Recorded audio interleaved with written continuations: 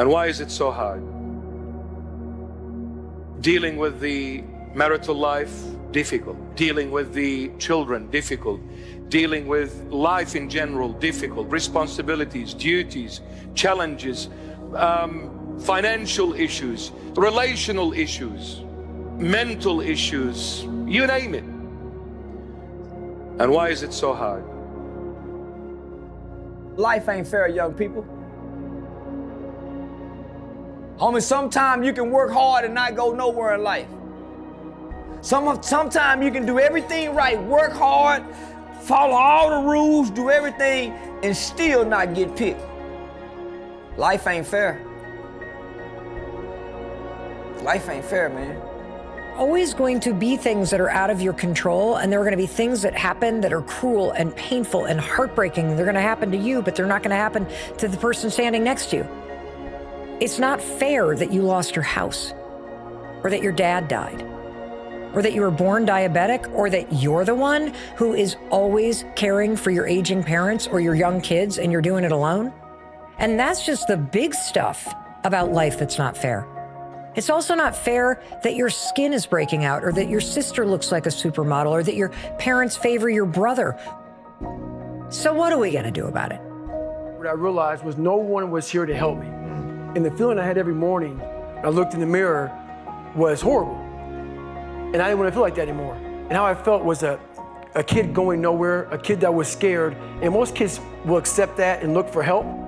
But the best thing that happened to me, no one helped me. No one felt sorry for me. This day and age, they'll take you in and they'll tell everybody, stop picking on this person. Back then, they didn't care. Not going to school, being bullied, having no self-esteem. My goal was, the only person that's gonna turn this person around is me. The only way I can turn it around is put myself through the worst things possible a human being can ever endure.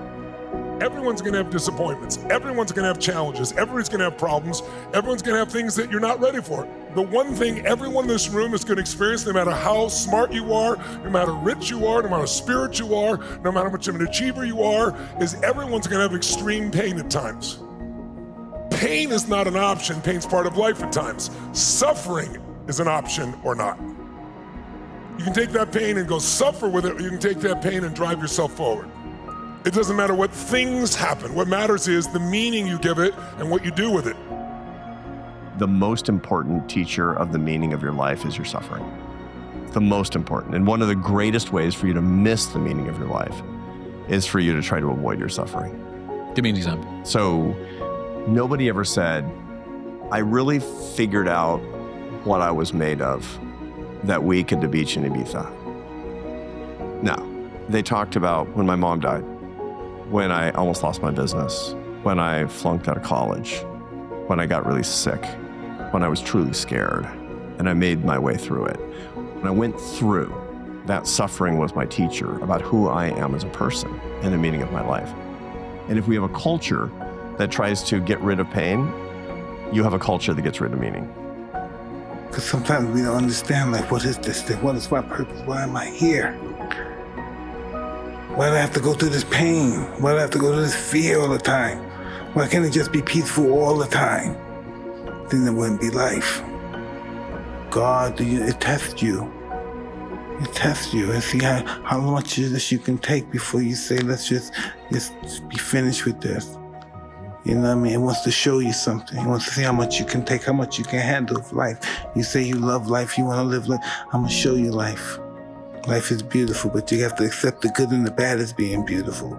We have to take life at its term, life on life terms, not life on our terms. You know, we have to live life on life terms. You're gonna lose your mother. You're gonna lose your father. You're gonna lose animals and humans that you love. It's going to happen. You're gonna lose money, and at the same time, people are also gonna hurt you even though you don't even know what you did wrong. Things like this are going to happen in this lifetime. To wait for better times to come where the world will be completely in peace and you can walk peacefully over the street, never having the fear that somebody's gonna come and do something to you. It's not gonna happen. Because The world is just the way as it is. But knowing this,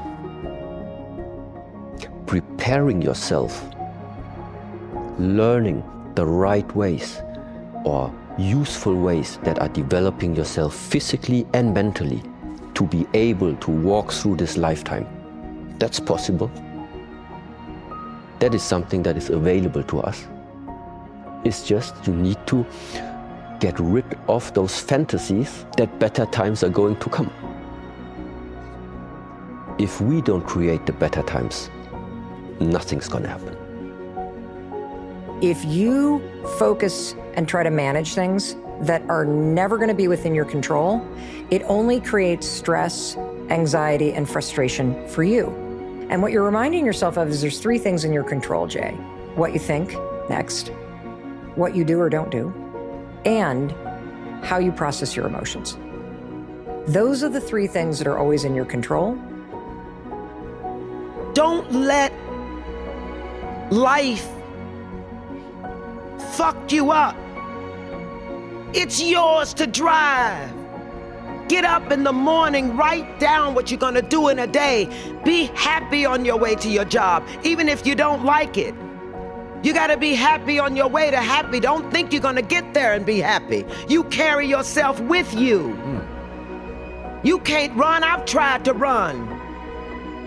But you meet yourself when you get there. You meet yourself when you get there, babies. You can't run. Clean your room. Organize your life.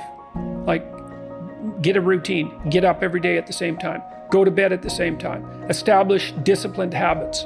And that will help a lot. Schedule. And here's how to use a schedule. Use a calendar. Use a calendar as if it's your confidant and advisor.